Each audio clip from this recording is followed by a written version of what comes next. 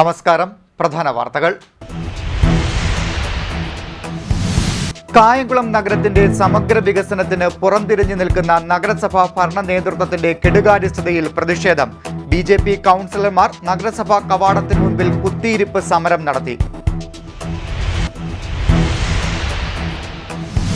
കിഴക്കൻ വെള്ളത്തിന്റെ വരവ് കുറഞ്ഞു. അപ്പർ കുട്ടനാട് മേഖലയിൽ ആശ്വാസം.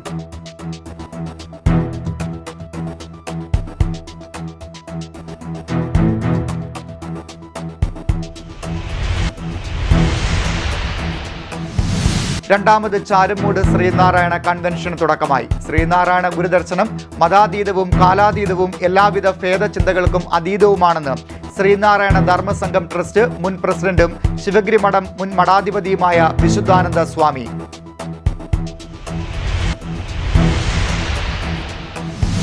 കരിമുളയ്ക്കൽ സെന്റ് മേരീസ് മലങ്കര സുറിയാനി കത്തോലിക്ക ദേവാലയത്തിലെ സുവർണ ജൂബിലി സമാപനവും ഇടവക തിരുനാളും ശനിയാഴ്ച മുതൽ. മുൻ കൃഷിമന്ത്രി പി പ്രസാദ് ഉദ്ഘാടനം നിർവഹിക്കും.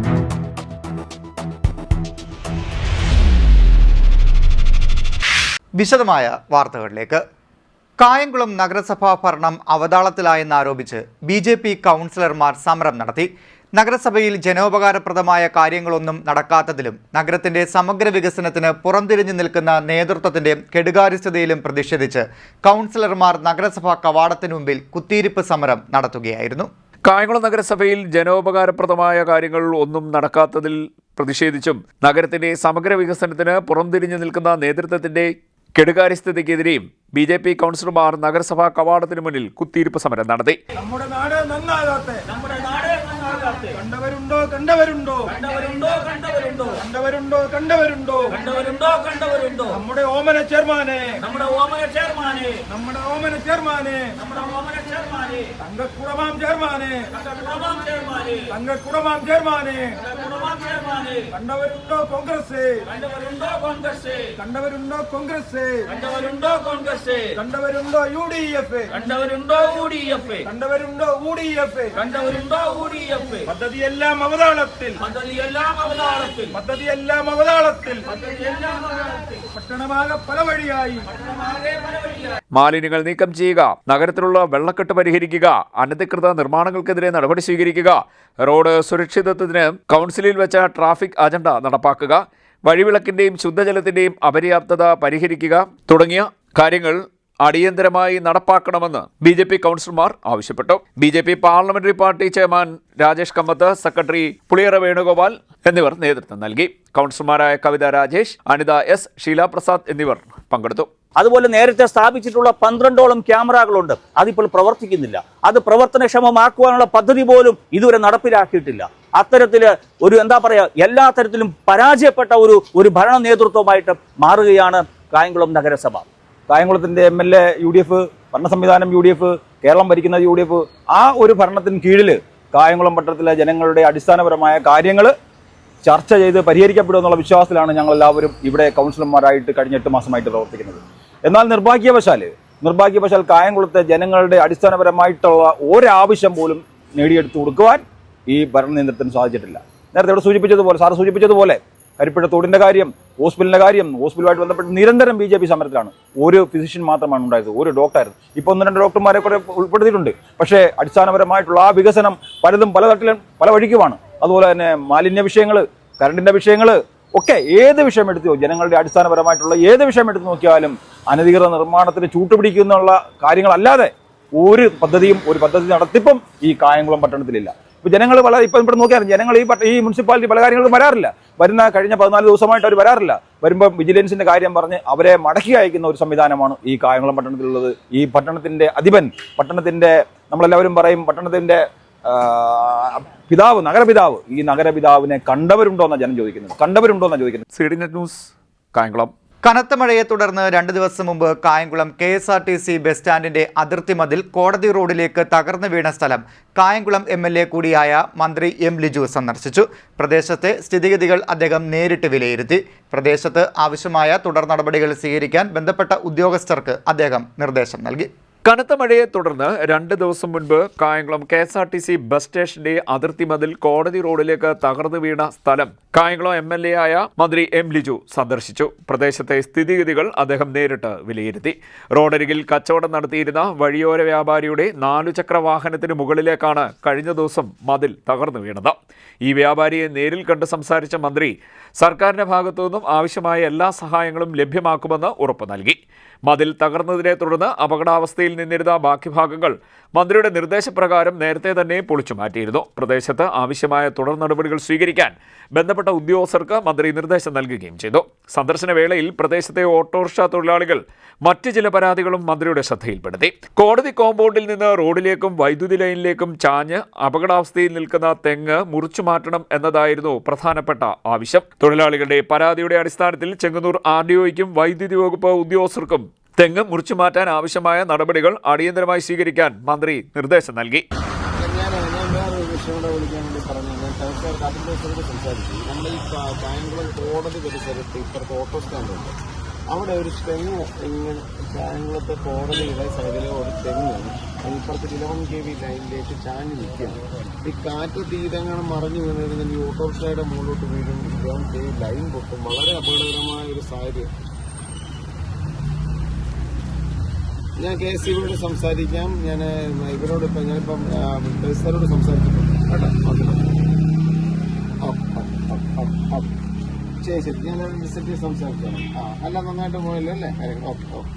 കൂടാതെ ടൗണിലെ റോഡുകളിൽ വഴിവിളക്ക് കത്താത്തതിനെക്കുറിച്ചും കോടതി കോമ്പൗണ്ടും പരിസരവും കാട് മൂടിക്കിടക്കുന്നതിനെക്കുറിച്ചും തൊഴിലാളികൾ മന്ത്രിയുടെ ശ്രദ്ധയിൽപ്പെടുത്തി. ഈ വിഷയങ്ങളിൽ അടിയന്തര നടപടി ഉണ്ടാകുമെന്ന് മന്ത്രി പറഞ്ഞു. CDNet news, Kayamkulam. കഴിഞ്ഞ ദിവസങ്ങളിൽ പെയ്ത ശക്തമായ മഴയെയും കിഴക്കൻ വെള്ളത്തിന്റെ വരവിനെയും തുടർന്ന് കായംകുളം നഗരസഭയിലെ 9ാം വാർഡായ പുത്തൻകണ്ടത്ത് കരിപ്പുഴത്തോട് കരകവിഞ്ഞൊഴുകി. നിരവധി വീടുകളിൽ വെള്ളം കയറി. വെള്ളം കയറിയ പ്രദേശങ്ങൾ മന്ത്രിയും കായംകുളം MLAയുമായ M. ലിജു സന്ദർശനം നടത്തി. അടിയന്തര പരിശോധന നടത്തി തുടർ നടപടികൾക്കുള്ള റിപ്പോർട്ട് സമർപ്പിക്കാൻ ഇറിഗേഷൻ വകുപ്പിനോട് മന്ത്രി ആവശ്യപ്പെട്ടു. കഴിഞ്ഞ ദിവസങ്ങളിൽ ശക്തമായ മഴ പെയ്തതിനെ തുടർന്നും കിഴക്കൻ വെള്ളത്തിന്റെ വരവിനെ തുടർന്നും നഗരസഭയിലെ 9ാം വാർഡായ പുത്തൻകണ്ടത്ത് കരിപ്പുഴത്തോട് കവിഞ്ഞൊഴുകി നിരവധി വീടുകൾ വെള്ളത്തിനടിയിലായിരുന്നു. ഈ പ്രദേശങ്ങളിൽ മന്ത്രി M. ലിജു സന്ദർശനം നടത്തി. ദേശീയപാതയിലെ പാല നിർമ്മാണവുമായി ബന്ധപ്പെട്ട് നീരൊഴുക്ക് തടസ്സപ്പെടുന്നതാണ് വെള്ളക്കെട്ടിന് കാരണമെന്ന് നാട്ടുകാർ പരാതിപ്പെട്ടു. വെള്ളം ഒഴുകിപ്പോകുന്നതിനുള്ള തടസ്സങ്ങൾ അടിയന്തരമായി നീക്കാൻ ദേശീയപാത അതോറിറ്റിക്കും ബന്ധപ്പെട്ട ഉദ്യോഗസ്ഥർക്കും മന്ത്രി നിർദ്ദേശം നൽകി. കൂടാതെ തോടിന് സംരക്ഷണ ഭിത്തി ഇല്ലാത്തതാണ് നിരന്തരം വെള്ളം കയറാൻ കാരണമെന്ന പരാതിയിൽ അടിയന്തര പരിശോധന നടത്തി തുടർ നടപടികൾക്കുള്ള റിപ്പോർട്ട് സമർപ്പിക്കുവാൻ ഇറിഗേഷൻ വകുപ്പിനോട് മന്ത്രി ആവശ്യപ്പെടുകയും ചെയ്തു. വാർഡ് കൗൺസിലർ, നഗരസഭയിലെ മറ്റ് ജനപ്രതിനിധികൾ, പ്രദേശത്തെ പൊതുപ്രവർത്തകർ എന്നിവരും മന്ത്രിക്കൊപ്പമുണ്ടായിരുന്നു. CDNet news, Kayamkulam. മന്ത്രി M. ലിജുവിന്റെ ഇടപെടലിനെ തുടർന്ന് കരിപ്പുഴത്തോട്ടിലെ തടസ്സങ്ങൾ ദേശീയപാത അതോറിറ്റി നീക്കം ചെയ്തു. കായംകുളം നഗരസഭയിലെ 9ാം വാർഡിലെ സന്ദർശനത്തിനിടെ ഹൈവേ പാലത്തിന് താഴെയുള്ള കരിപ്പുഴത്തോട്ടിൽ നീരൊഴുക്ക് തടസ്സപ്പെടുന്നതാണ് വെള്ളക്കെട്ടിന് കാരണമെന്ന് നാട്ടുകാരും ജനപ്രതിനിധികളും മന്ത്രിയുടെ ശ്രദ്ധയിൽപ്പെടുത്തിയിരുന്നു. ഇതിനെ തുടർന്നായിരുന്നു നടപടി. കായംകുളം നഗരസഭയിലെ 9ാം വാർഡിലെ പുത്തൻകണ്ടം പ്രദേശത്ത് കഴിഞ്ഞ ദിവസം വെള്ളം കയറിയ വീടുകൾ മന്ത്രി M. ലിജു സന്ദർശിച്ചതിനെ തുടർന്നാണ് കരിപ്പുഴത്തോട്ടിലെ തടസ്സങ്ങൾ നീക്കം ചെയ്യാനുള്ള പ്രവർത്തനങ്ങൾ ദേശീയപാത അതോറിറ്റി ആരംഭിച്ചത്. സന്ദർശനത്തിനിടെ ദേശീയപാത പാലത്തിന് താഴെയുള്ള കരിപ്പുഴത്തോട്ടിൽ നീരൊഴുക്ക് തടസ്സമായി മരക്കൊമ്പുകളും തെങ്ങിൻ തടികളും നിർമ്മാണാവശിഷ്ടങ്ങളും കിടക്കുന്നതാണ് വെള്ളക്കെട്ടിന് കാരണമെന്ന് നാട്ടുകാരും ജനപ്രതിനിധികളും മന്ത്രിയുടെ ശ്രദ്ധയിൽപ്പെടുത്തിയിരുന്നു. ഇതിനെ തുടർന്ന് ഒഴുക്കിന് തടസ്സമായി കിടന്ന മരക്കൊമ്പുകൾ, തെങ്ങിൻ തടികൾ, നിർമ്മാണാവശിഷ്ടങ്ങൾ എന്നിവ അടിയന്തരമായി നീക്കം ചെയ്യാൻ മന്ത്രി നിർദ്ദേശിക്കുകയും ചെയ്തു. ഇതിന്റെ അടിസ്ഥാനത്തിൽ ദേശീയപാത അതോറിറ്റിയുടെ നേതൃത്വത്തിൽ JCB ഉപയോഗിച്ച് ദേശീയപാത പാലത്തിന് കീഴെയുള്ള കരിപ്പുഴത്തോട്ടിലെ തടസ്സങ്ങൾ നീക്കം ചെയ്യുന്ന പ്രവർത്തനങ്ങൾ ആരംഭിക്കുകയായിരുന്നു. CDNet news, Kayamkulam. വെള്ളപ്പൊക്കത്തിൽ ദുരന്തം അനുഭവിക്കുന്നവർക്ക് മാവേലിക്കര രൂപതയുടെ സാമൂഹ്യക്ഷേമ വിഭാഗമായ ചേതന സോഷ്യൽ സർവീസ് സൊസൈറ്റിയുടെ ആഭിമുഖ്യത്തിൽ പച്ചക്കറി കിറ്റ്, പലചരക്ക് സാധനങ്ങൾ എന്നിവ എത്തിച്ചു നൽകി. മാവേലിക്കര രൂപതയുടെ സാമൂഹ്യക്ഷേമ വിഭാഗമായ ചേതനയുടെ ആഭിമുഖ്യത്തിൽ വെള്ളപ്പൊക്കത്തിൽ ദുരിതമനുഭവിക്കുന്ന പള്ളിപ്പാട്, മുട്ടം, വഴുതാനം, ഹരിപ്പാട്, പുത്തൻകാവ്, പുലിയൂർ, ചെങ്ങന്നൂർ, ചെറുതന, പാണ്ടനാട് എന്നിവിടങ്ങളിൽ സഹായം എത്തിച്ചു. പച്ചക്കറി കിറ്റ്, പലചരക്ക് സാധനങ്ങൾ എന്നിവയാണ് എത്തിച്ചു നൽകിയത്. Chetana director father Thomas Cherupushpabhavan, assistant director father Philip Jammathukalathil, Chetana staff അംഗങ്ങൾ, കുട്ടിക്കാനം മരിയൻ കോളേജ് ഇന്റേൺഷിപ്പ് വിദ്യാർത്ഥികൾ തുടങ്ങിയവർ പങ്കെടുത്തു. നമ്മുടെ പ്രകൃതിക്ഷോഭത്തിൽ ബുദ്ധിമുട്ടനുഭവിക്കുന്ന കുടുംബങ്ങൾക്ക് അവർക്ക് ഇപ്പോൾ അത്യാവശ്യമായിട്ട് വേണ്ട അരിയെ, പച്ചക്കറികൾ, അതുപോലെ തന്നെ എണ്ണ, ഗോതമ്പ് പൊടി, അങ്ങനെ പെട്ടെന്ന് അവർക്ക് ഭക്ഷണം ഉണ്ടാക്കി കഴിക്കാവുന്ന സാധനങ്ങളാണ് നമ്മൾ ഇന്ന് കൊടുക്കുക. അപ്പോൾ ചേതനയുടെ നേതൃത്വത്തിൽ നമ്മുടെ സ്റ്റാഫ് അംഗങ്ങളും ഡയറക്ടറച്ചനും അതുകൊണ്ട് ചേതന FM-ൻ്റെ സ്റ്റാഫ് അംഗങ്ങളെല്ലാം കൂടിയാണ് ഈ പ്രദേശങ്ങളിലേക്ക് ഇപ്പോൾ പോകാനായിട്ട് റെഡിയായി നിൽക്കുക. ഇപ്പോൾ നമ്മൾ ഇത് പാക്ക് ചെയ്തുകൊണ്ടിരിക്കുകയാണ്. ഉടനെ തന്നെ നമ്മളുടെ ഈ ദേശങ്ങളിൽ ദുഃഖം അനുഭവിക്കുന്ന എല്ലാ മക്കൾക്കുമായിട്ട് ഇപ്പോൾ ഇത് കൊടുക്കുവാൻ ആഗ്രഹിക്കുക. ഇവിടെ ജാതിയോ മതമോ വർണ്ണമോ വർഗ്ഗമോ ഒന്നും നോക്കുന്നില്ല. ആർക്കൊക്കെയാണോ ഇത് ആവശ്യമുള്ളത് അവരിലേക്ക് എത്തിക്കുവാനാണ് ചേതന ശ്രമിക്കുക. മാവേലിക്കര ഡയസിൻ്റെ ചേതന സോഷ്യൽ സർവീസ് സൊസൈറ്റിയുടെ ഭാഗമായി അവിടുത്തെ സ്റ്റാഫ് അംഗങ്ങളും ബാക്കിയുള്ള എല്ലാവരും കൂടെ ചേർന്ന് ഞങ്ങൾ പ്രകൃതിക്ഷോഭം അനുഭവിക്കുന്ന, പ്രത്യേകിച്ചും പ്രളയക്കെടുതി അനുഭവിക്കുന്ന ഭാഗങ്ങളിലേക്ക് പോവുകയാണ്. അവിടെയുള്ള ക്യാമ്പുകൾ സന്ദർശിക്കുകയും തുടർന്ന് അവർക്ക് ആവശ്യമുള്ള ആഹാര സാധനങ്ങൾ ചേതനയുടെ ഭാഗമായിട്ട് കൊടുക്കാമെന്ന് ഞങ്ങൾ വിചാരിക്കുകയും ചെയ്യുന്നു. ഇപ്പോൾ ഞങ്ങൾ ഈ പറയുന്ന സ്ഥലങ്ങളിലേക്ക് ചെങ്ങന്നൂർ, പുലിയൂര്, വഴുതാനം, പള്ളിപ്പാട്, തുടർന്ന് അതിനോട് അടുത്ത് വരുന്ന സ്ഥലങ്ങളിലെല്ലാം സന്ദർശിക്കുകയും ഈ ആഹാര സാധനങ്ങൾ അവിടെ വിതരണം ചെയ്യുകയും ചെയ്യുന്നു. CDNet news Kayamkulam. AICC SC വിഭാഗം ദേശീയ കോർഡിനേറ്ററും നിയമസഭാ തെരഞ്ഞെടുപ്പിലെ UDF സ്ഥാനാർത്ഥിയുമായ അഡ്വക്കേറ്റ് മുത്താര രാജ് മാവേലിക്കര മണ്ഡലത്തിലെ വിവിധ ദുരിതാശ്വാസ ക്യാമ്പുകളും വെള്ളപ്പൊക്ക ബാധിത പ്രദേശങ്ങളും സന്ദർശിച്ചു. കോൺഗ്രസ് മണ്ഡലം ബ്ലോക്ക് ഭാരവാഹികളും വിവിധ ത്രിതല പഞ്ചായത്ത് ജനപ്രതിനിധികളും ഒപ്പമുണ്ടായിരുന്നു. മാവേലിക്കര മണ്ഡലത്തിലെ മഴക്കെടുതി ദുരിതാശ്വാസ ക്യാമ്പുകളും വെള്ളക്കെട്ട് ബാധിത പ്രദേശങ്ങളും AICC SC വിഭാഗം ദേശീയ കോർഡിനേറ്ററും നിയമസഭാ തെരഞ്ഞെടുപ്പിലെ UDF സ്ഥാനാർത്ഥിയുമായിരുന്ന അഡ്വക്കേറ്റ് മുത്താര രാജ് സന്ദർശിച്ചു. മാവേലിക്കര, തഴക്കര, നൂറിനാട് തുടങ്ങിയ പ്രദേശങ്ങളിലാണ് മുത്താര രാജ് നേരിട്ടെത്തി സ്ഥിതിഗതികൾ വിലയിരുത്തിയത്.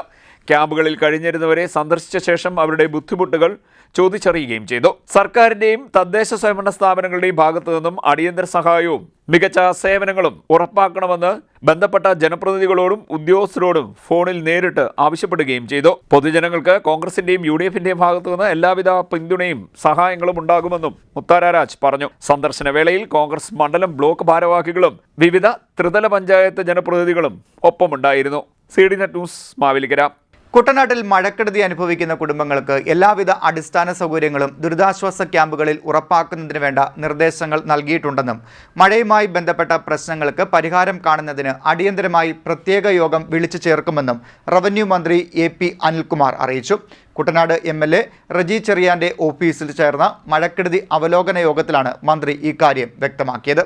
മഴയുമായി ബന്ധപ്പെട്ട് കുട്ടനാട്ടിലെ പ്രശ്നങ്ങൾക്ക് പരിഹാരം കാണുന്നതിന് അടിയന്തരമായി പ്രത്യേക യോഗം വിളിച്ചു ചേർക്കുമെന്ന് റവന്യൂ മന്ത്രി AP അനിൽകുമാർ പറഞ്ഞു. കുട്ടനാട് MLA റജി ചെറിയാന്റെ ഓഫീസിൽ ചേർന്ന മഴക്കെടുതി അവലോകന യോഗത്തിലാണ് മന്ത്രി ഇക്കാര്യം വ്യക്തമാക്കിയത്. കുട്ടനാട്ടിലെ വിവിധ ഗ്രാമപഞ്ചായത്തുകളിലെ നിലവിലെ സ്ഥിതിഗതികളും ദുരിതാശ്വാസ ക്യാമ്പുകളുടെ വിവരങ്ങളും MLA-യും ജില്ലാ കളക്ടർ ഷാജി V. നായരും യോഗത്തിൽ മന്ത്രിയോട് വിശദീകരിച്ചു. മടവീണ പാടശേഖരങ്ങളിൽ നിന്നും വെള്ളം എത്രയും വേഗം നീക്കം ചെയ്യുന്നതിന് നടപടി സ്വീകരിക്കാൻ മന്ത്രി നിർദ്ദേശം നൽകി. അഗ്നിരക്ഷാസേനയുടെ മോട്ടോറുകളുടെ സഹായത്തോടെയും ആവശ്യമെങ്കിൽ വാടകയ്ക്ക് മറ്റ് വലിയ പമ്പുകൾ ഉപയോഗിച്ചും വെള്ളം വറ്റിക്കുന്നതിനുള്ള നടപടികൾ സ്വീകരിക്കണമെന്ന് അദ്ദേഹം പറഞ്ഞു. കർഷകർക്ക് പ്രിൻസിപ്പൽ കൃഷി ഓഫീസറുമായി സംസാരിച്ച് എത്രയും പെട്ടെന്ന് സഹായങ്ങൾ എത്തിക്കുന്നതിന് ജില്ലാ കളക്ടറെ മന്ത്രി ചുമതലപ്പെടുത്തി. ക്യാമ്പുകളിലെല്ലാം ഭക്ഷണവും മറ്റ് അടിസ്ഥാന സൗകര്യങ്ങളും ഉറപ്പുവരുത്തുവാനും ജില്ലാ കളക്ടർക്ക് നിർദ്ദേശം നൽകി. അവലോകന യോഗം ചേരുന്നതിന് മുമ്പ് കിടങ്ങറ ഗവൺമെന്റ് ഹയർ സെക്കൻഡറി സ്കൂളിൽ പ്രവർത്തിക്കുന്ന ദുരിതാശ്വാസ ക്യാമ്പിൽ മന്ത്രി MLA-ക്കൊപ്പവും കളക്ടർക്കൊപ്പവും സന്ദർശനം നടത്തി. ഇവിടുത്തെ അടിസ്ഥാന സൗകര്യങ്ങൾ വിലയിരുത്തുകയും ചെയ്തു. ADM C. Premji, deputy collector S. Biju, ജില്ലാ പഞ്ചായത്ത് അംഗം CV. രാജീവ്, മറ്റ് ജനപ്രതിനിധികൾ, ഉദ്യോഗസ്ഥർ തുടങ്ങിയവരും യോഗത്തിൽ പങ്കെടുത്തു. CDNet news Harippad.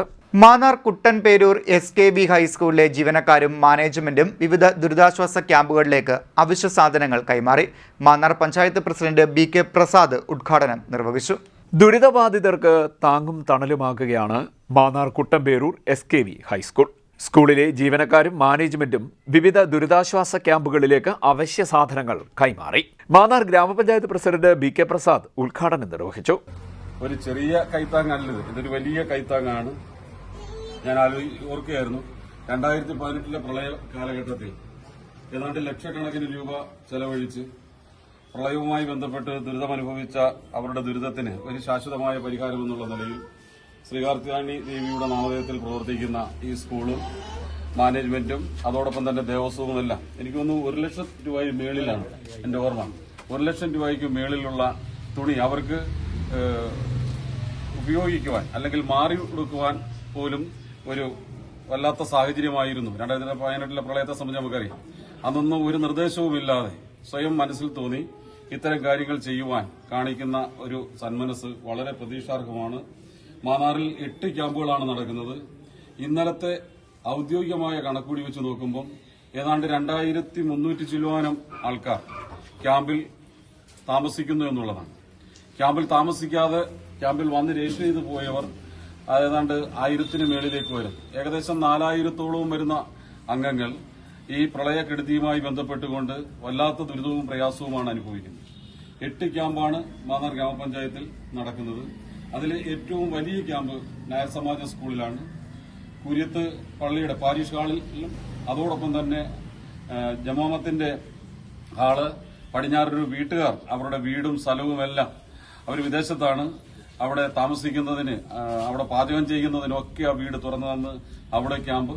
കുന്നത്തൂർ സ്കൂളില്, മുട്ട സ്കൂളില് ഇവിടെ ബഹുമാന്യനായിട്ടുള്ള ചെങ്ങന്നൂരിന്റെ പ്രിയങ്കരനായ MLA കഴിഞ്ഞ ദിവസം പ്രളയക്കെടുതി ബാധിച്ച പ്രദേശങ്ങളെല്ലാം തന്നെ നേരിട്ട് സന്ദർശിക്കുകയും അതിന്റെ ദുരിതമനുഭവിക്കുന്ന ജനങ്ങൾ താമസിക്കുന്ന ക്യാമ്പുകൾ സന്ദർശിച്ച് ഗവൺമെന്റ് ശ്രദ്ധയിലേക്ക് കൊണ്ടുവന്ന് അടിയന്തരമായ സഹായങ്ങൾ ചെയ്യുന്നതിന് ഉള്ള ഇടപെടൽ നടത്തി ക്യാമ്പുകളിലേക്ക് വേണ്ടുന്ന കാര്യങ്ങൾ ചെയ്യുന്നതിനുള്ള എല്ലാ നിർദ്ദേശങ്ങളും ഗവൺമെന്റ് സംവിധാനം ഉപയോഗിച്ച് ചെയ്യാനുള്ള നിർദ്ദേശമൊക്കെ തന്നിരിക്കുന്നു. ഭക്ഷ്യവസ്തുക്കൾ, നിത്യോപയോഗ സാധനങ്ങൾ, ബിസ്ക്കറ്റ്, ഏത്തപ്പഴം തുടങ്ങിയവയാണ് കൈമാറിയത്. Kuttamperoor UPS, SKV HS, government UPS Ennakkad, government JBS ഗ്രാമം എന്നീ ക്യാമ്പുകളിലാണ് അവശ്യവസ്തുക്കൾ എത്തിച്ചത്. അപ്രതീക്ഷിതമായുണ്ടായ പ്രളയ സാഹചര്യത്തിൽ എല്ലാവരെയും ചേർത്ത് പിടിക്കുകയാണ് ലക്ഷ്യമെന്ന് മാനേജർ സുധൻ പിള്ള പറഞ്ഞു. ഗ്രാമപഞ്ചായത്ത് അംഗങ്ങളായ ശോഭന സന്തോഷ്, സുശീലകുമാരി, പ്രഥമാധ്യാപിക ശില്പ B നായർ, അധ്യാപകരായ ശങ്കരൻ നമ്പൂതിരി, വിഷ്ണുപ്രസാദ്, D രമ്യ, അനധ്യാപകരായ അനിൽകുമാർ, ശ്രീകുമാർ, മാനേജിംഗ് കമ്മിറ്റി അംഗം ഉണ്ണികൃഷ്ണൻ നായർ എന്നിവർ ചടങ്ങിൽ പങ്കെടുത്തു. CDNet news, Mannar. കിഴക്കൻ വെള്ളത്തിന്റെ വരവ് കുറഞ്ഞതോടെ അപ്പർ കുട്ടനാട്ടിൽ ആശ്വാസം. മേഖലയിൽ പ്രദേശങ്ങളിൽ വെള്ളം പതുക്കെ ഇറങ്ങി തുടങ്ങി. മഴയ്ക്ക് ശമനമായതും പമ്പ, മണിമല നദികളിലെ ജലനിരപ്പ് താഴ്ന്നതുമാണ് ജനങ്ങൾക്ക് ആശ്വാസമായത്. വെള്ളം ഇറങ്ങി തുടങ്ങിയതോടെ ക്ഷേത്രങ്ങൾ, പൊതുസ്ഥാപനങ്ങൾ, വീടുകൾ എന്നിവിടങ്ങളിലെ ശുചീകരണ പ്രവർത്തനങ്ങളും സജീവമായി. ദിവസങ്ങളായി അപ്പർ കുട്ടനാടിനെ ദുരിതത്തിലാഴ്ത്തിയിരുന്ന കിഴക്കൻ വെള്ളത്തിന്റെ വരവ് കുറഞ്ഞു. ഇതോടെ അപ്പർ കുട്ടനാട് മേഖലയായ തലവടി ഉൾപ്പെടെയുള്ള പ്രദേശങ്ങളിൽ വെള്ളം ഇറങ്ങിത്തുടങ്ങുകയും ചെയ്തു. മഴയ്ക്ക് ശമനമായതും പമ്പ, മണിമല നദികളിലെ ജലനിരപ്പ് താഴ്ന്നതുമാണ് ജനങ്ങൾക്ക് ആശ്വാസകരമായിരിക്കുന്നത്. കഴിഞ്ഞ ദിവസങ്ങളിൽ വെള്ളത്തിനടിയിലായിരുന്ന നിരവധി റോഡുകളിലും വീടുകളുടെ പരിസരങ്ങളിലും വെള്ളം ഇപ്പോൾ ഗണ്യമായി കുറഞ്ഞിട്ടുണ്ട്. ജലനിരപ്പ് താഴ്ന്നതോടെ വെള്ളക്കെട്ടിനെ തുടർന്ന് തടസ്സപ്പെട്ടിരുന്ന നെടുമ്പ്രം തിരുവല്ല സംസ്ഥാന പാതയിലെ ഗതാഗതം പുനഃസ്ഥാപിച്ചു. ഇതോടെ തിരുവല്ല ഭാഗത്തേക്കുള്ള യാത്രാ സൗകര്യം സാധാരണ നിലയിലേക്ക് എത്തി. അമ്പലപ്പുഴ തിരുവല്ല KSRTC ബസ് സർവീസുകളും വീണ്ടും ആരംഭിച്ചതോടെ യാത്രക്കാർക്കും ദുരിതാശ്വാസ പ്രവർത്തകർക്കും കൂടുതൽ ആശ്വാസമായി. വെള്ളം ഇറങ്ങിയതോടെ ക്ഷേത്രങ്ങൾ, പൊതുസ്ഥാപനങ്ങൾ, വീടുകൾ എന്നിവിടങ്ങളിലെ ശുചീകരണ പ്രവർത്തനങ്ങളും സജീവമായി. ശ്രീ ചക്കുളത്തുകാവ് ഭഗവതി ക്ഷേത്രത്തിൽ ജീവനക്കാരും ഭക്തരും ചേർന്ന് ക്ഷേത്രാങ്കണം വൃത്തിയാക്കി. പ്രളയത്തിന്റെ അവശിഷ്ടങ്ങൾ നീക്കി ദൈനംദിന പ്രവർത്തനങ്ങൾ സാധാരണ നിലയിലേക്ക് കൊണ്ടുവരുവാനുള്ള ശ്രമങ്ങളാണ് വിവിധയിടങ്ങളിൽ പുരോഗമിക്കുന്നത്. അതേസമയം താഴ്ന്ന പ്രദേശങ്ങളിൽ ഇപ്പോഴും വെള്ളക്കെട്ട് തുടരുന്നതിനാൽ ദുരിതാശ്വാസ ക്യാമ്പുകളുടെയും കഞ്ഞിവീഴ്ത്തൽ കേന്ദ്രങ്ങളുടെയും പ്രവർത്തനം മുന്നോട്ടു പോവുകയാണ്. വീടുകളിലേക്ക് മടങ്ങുന്നവർ വൈദ്യുതിയും കുടിവെള്ള സംവിധാനങ്ങളും സുരക്ഷിതമാണെന്ന് ഉറപ്പാക്കിയ ശേഷം മാത്രമേ പ്രവേശിക്കാവൂ എന്ന് അധികൃതർ അറിയിച്ചു. CDNet news, Harippad. 2026-27 സാമ്പത്തിക വർഷം ഫിഷറീസ് വകുപ്പ് നടപ്പിലാക്കുന്ന മത്സ്യത്തൊഴിലാളികളുടെ ഭവന പുനരുദ്ധാരണ പദ്ധതിക്ക് അപേക്ഷ ക്ഷണിച്ചു. മത്സ്യത്തൊഴിലാളി ക്ഷേമനിധി ബോർഡിൽ രജിസ്റ്റർ ചെയ്ത് ഐഡന്റിഫിക്കേഷൻ നമ്പർ ലഭിച്ചിട്ടുള്ളതും ലൈഫ് ഭവന പദ്ധതി മുഖേനയോ സർക്കാരിന്റെ മറ്റേതെങ്കിലും ഭവന പുനർനിർമ്മാണ പദ്ധതി മുഖേനയോ കഴിഞ്ഞ 10 വർഷത്തിനുള്ളിൽ ആനുകൂല്യം ലഭിക്കാത്തതുമായ മത്സ്യത്തൊഴിലാളികൾക്കും പെൻഷനർമാർക്കും അപേക്ഷ സമർപ്പിക്കാം. വീട് കുറഞ്ഞത് 8 വർഷത്തെയെങ്കിലും കാലപ്പഴക്കമുണ്ടാകണം. അപേക്ഷ ബന്ധപ്പെട്ട രേഖകൾ സഹിതം ഓഗസ്റ്റ് 31 വൈകുന്നേരം 5 മണിക്കകം മത്സ്യഭവനിൽ സമർപ്പിക്കേണ്ടതാണ്. അപേക്ഷാ ഫോമിനും കൂടുതൽ വിവരങ്ങൾക്കുമായി മത്സ്യഭവനിൽ ബന്ധപ്പെടേണ്ട ഫോൺ നമ്പർ 0477 22 51103. ഇനിയൊരു ഇടവേള.